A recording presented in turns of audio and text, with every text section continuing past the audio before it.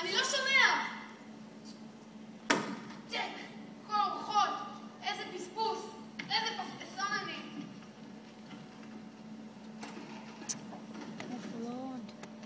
שמעון! בוא! אחלה מקום, אחלה צל! לא עדיף! רואים שבכלל? מה רואים? וואי, אני אפילו רואה את אמא שלך, אחותך ואבא שלך! וואלה! אבא! אני פה! אני לא שומע אותך, זה רחוק! בוא תגיע גם עליו! איזה זולה תפסתי.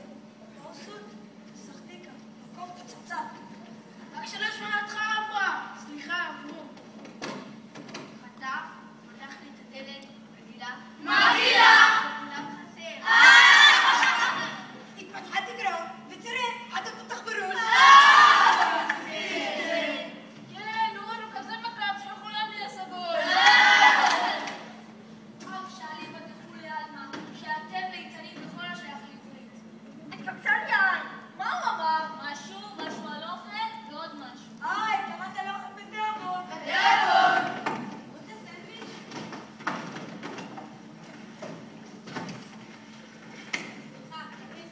לא, דיברתי ערבית, ואמרתי בעברית שאין חולק על כך שאתם פשוט ליצנים בכל השייך לעברית. רק ציינתי את מעשיכם, ונראה לי שמאוד מאוד צמאה נפשכם ללמוד עברית. לא, זה בסדר. אנחנו שותים כל רוצים לאכול. ונסתכל על הבנות. איפה? מודה ועוזב ירוחם.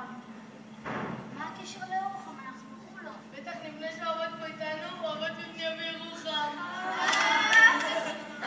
כמה שנים עובד מיד? אולי 50 שנה בידי עמל. התקבלת לבית ספר עמל? אח שלי לומד שם. אתם ממש אנאלפביתים. בידי עמל, בעמל רב, במאמצים רבים, בקושי רב. 50 שנה? אתה נלמד היסטוריה אתה! מקדמת דנא.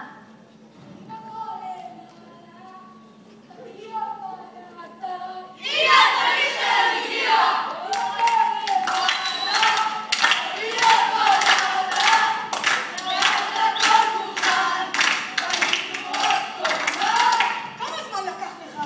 הייתי צריך להביא את המד, ולהתייבש. סליחה, אבל השתמשת במרית? השפכתל. כן. עוד פעם הוא חטף מכת שמש. עזוב אותך, לא. כתבת שיר חדש? כן, ככה, בלי חשתי את ההשראה. נפל לידיו כפרי בשל. למה שיפו לא? מה הוא עשה לך? לא דיברתי סררה עליו, החמאתי לו. נו? אברום, כתבתי שיר. תרגיל בסופו של פעם. בהנאה, בששון ובעונג רב. פעם, אל החנות של הצלם. אל הצלמניה הגעתי.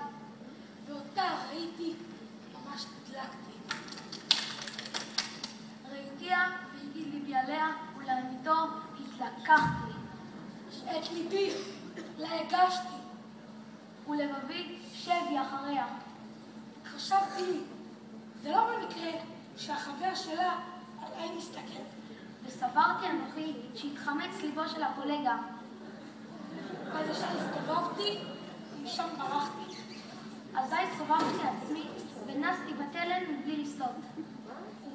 ואל ביתי, בריצה, חזרתי. ואל מעוני במבוצה שבתי.